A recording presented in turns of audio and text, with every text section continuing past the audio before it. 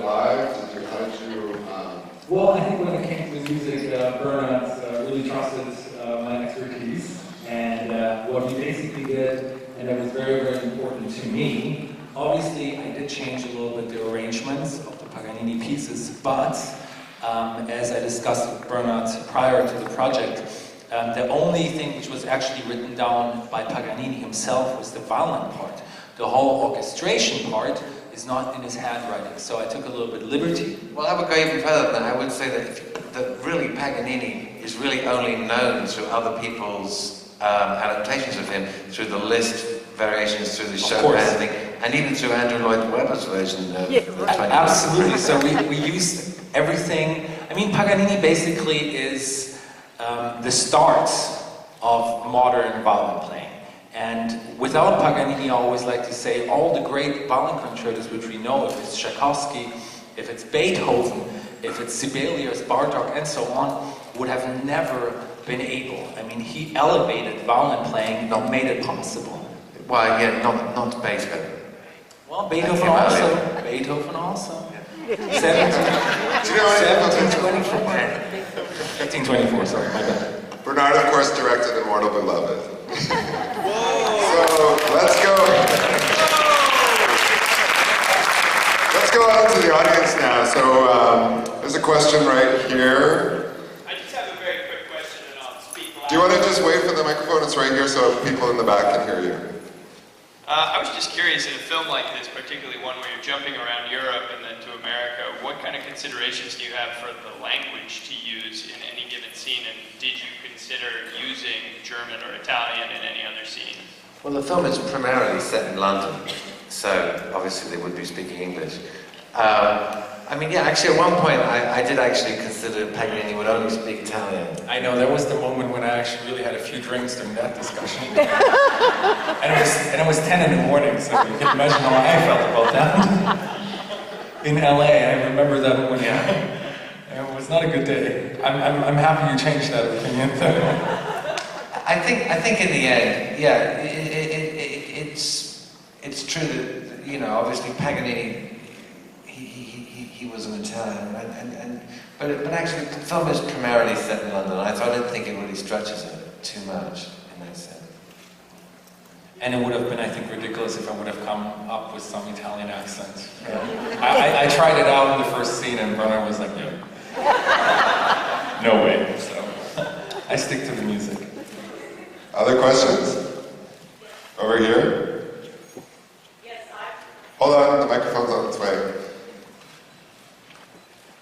Hi, I'm Betty from New Jersey. I came all the way down just to see this movie because I haven't been able to find any information about it in the United States. I would like to know if you're going to be doing any of the music in the concert, like the concerts you're doing.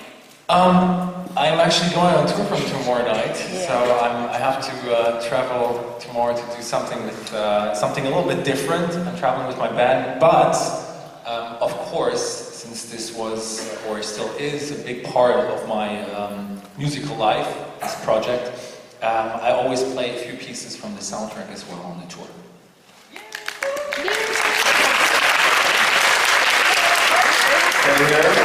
Right here, just about the 6th row here, 4 seats in. Hello, I'm Naomi. Welcome to Miami. Thank you. We love the music, we love the show, and I love it to be on Netflix so the whole world can get Netflix.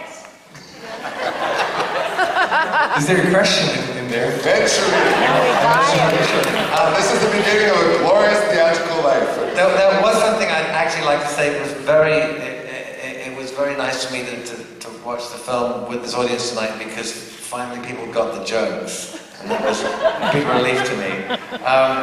In Germany, people are a little bit more quiet. They're like... So thank you very much. Well, one of the things that I've always believed about period films is that for some reason when people are making films in costume, they seem to think that no one told a joke before like 1950 or something. And I've never really thought that was true. Can you talk about the origins of the production? So it's a German, it's primarily a German production. It's a German-Austrian, well yeah, basically the film is a German-Austrian co-production. We actually shot some bits in Italy as well, a few scenes. But all the scenes that are in London were done at Bavaria Studios in Munich. It was all set, even though it does look like London. It was actually quite amazing. I mean, the first day I walked in, there is this huge studio. You cannot even imagine how big. And they built all the streets you see in the movie in one studio. You have to see it to believe it. So I was actually like, yeah, this actually could work out once I walked in there. So it's an incredible production team. Yeah, we had a very, very brilliant production designer, man called Christoph Kanter, who actually does all of, what's his name? Austrian director whose name went out of my head. Haneke. Okay, we have a question right here in front. Hold on, microphone's right behind you. How long did it take to make the movie? Months, years? Well, it's really hard to kind of like give an exact answer because basically the music ideas, the script ideas, the story ideas, I mean, they started maybe... Well, it was actually relatively quick if you think about it. Well, the actual production, yes, the actual filming went quick, but you know, all the detailed work, like working on the script, working on the music, figuring out what music fits to which scene. But actually, for a film and a film of this nature, I would have said this film was done pretty quickly. I mean, it was all done within 18 months, basically. I felt it took a long time. Yeah, It's my first. That's very fast for a movie. Okay, fair enough. I don't know anything. How early did David come on board? How early did you Well, come? David was involved before I was. I mean, basically, I was approached by Gabriella Barker, the producer, who asked me if I wanted to make a film about Paganini and start, you know, as a vehicle for David. I said, well, you know, let me meet him. Yeah. So we met. We met, and you know, and I thought, well, you know, this could work because I really don't think you could have, you know, you really couldn't have done the film without somebody who could actually pull off what Paganini did. Because it's a lot of the point of the movie is to try and show what kind of excitement that he created. And in fact, there is a film that Klaus Kinski made. Klaus Kinski actually directed and starred in it, and about Paganini. And Klaus actually looks kind of good in a pervy, weird way. He's dressed in a really interesting way. But when he gets on stage, he can't even hold the violin in the way that we And I know which movie you're referring to. Yeah. I've actually had a little bit of time looking at it. And something which bothered me is Salvatore Accardo, who's a very accomplished violinist. He actually did the violin parts. He's really, really good. But they used his violin. So you see no gut strings, which is traditional and original. You see like the modern strings. You see the like little tuner. There's no way you would believe that he's playing it. It's absolutely no. So in the scenes when Kinski's playing, basically you just cut to a lot of people in the audience swooning, and you think he's just standing there looking weird, and so you don't understand what it was all about. I mean, so I think that you had to do it that way. There was no other possible way of making a film about Paganini. And I did identify with a few scenes, so. Tell us more. Right here, you had your hand up before, so we can bring the microphone over here. Sure. Logistics. Hi, my name's Alexander. I don't know anything about Paganini, so how true to his real life story is this? Was there a Charlotte? No, absolutely. It's actually, weirdly enough, it's 100% true. Not even slightly fictional.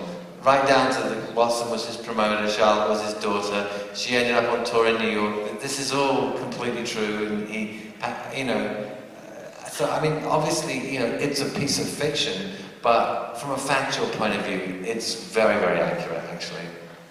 Including the part about the devil, because in fact, no less a person than the Pope, as it says at the end, refused to have him buried because he said that he consulted with, you know, magicians. Now the Pope apparently, I'm not a Catholic, but apparently he's infallible. So it must be true. Absolutely. There we go. Right here. Who was the mother of his son? And you say a few more things for his father. She was, the opera singer you said at the beginning was the mother of his son. And some more things about you maybe showed a little bit he wanted to have a better relationship with his son that he had with his father. But that was it. I mean, did he, was the son musical? Did he do more with you? No, I mean, again, that's pretty much as it was. I mean, obviously, it's not, I don't go into every single thing that happened between him and his son, but that's all true. That's all what happened. Well, he did study the violin, but nothing came out of it. And his mother actually, in that sense, just took off. She abandoned him, yeah. He had full custody of the child, yeah. Right here in the blue shirt, Elizabeth, thank you. You got it. I'm a fan. Bernard, you got a fan? Thank you. David, I'm a fan.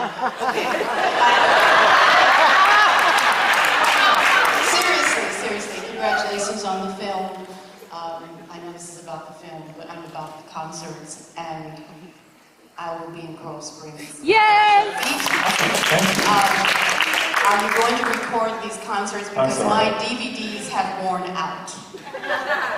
Okay, you have to record the rest. The German audience is very boring. But you've got to record these new DVDs. I mean, these new concerts, because my current DVDs, I really appreciate your input.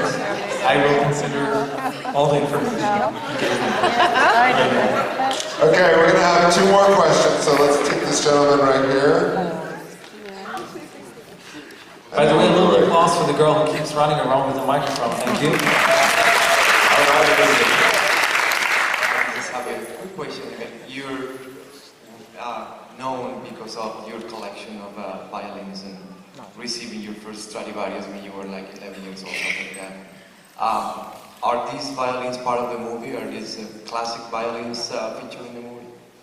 For me, it was very important to have it as accurate as possible. So we chose, or actually I chose, certain instruments which actually fit exactly the time Paganini used that instruments. He used to have a Stradivarius. We used a Jean-Baptiste Villon copy of a Stradivarius in the beginning, which he actually plays away in the casino. And then, for the rest of his life, he used the 1742 Guarneri del Gesù, which he actually takes away from the concertmaster. It's called Il Canone. I was actually in Genova a few weeks ago and got to play the violin, which was a huge honor. But that's actually, we use also a copy. Obviously, it's in the museum, nobody can take it out. And I chose to use a very, very well copy because I just wanted to have it as accurate as possible. Great. Okay, this was the last question here. Last one.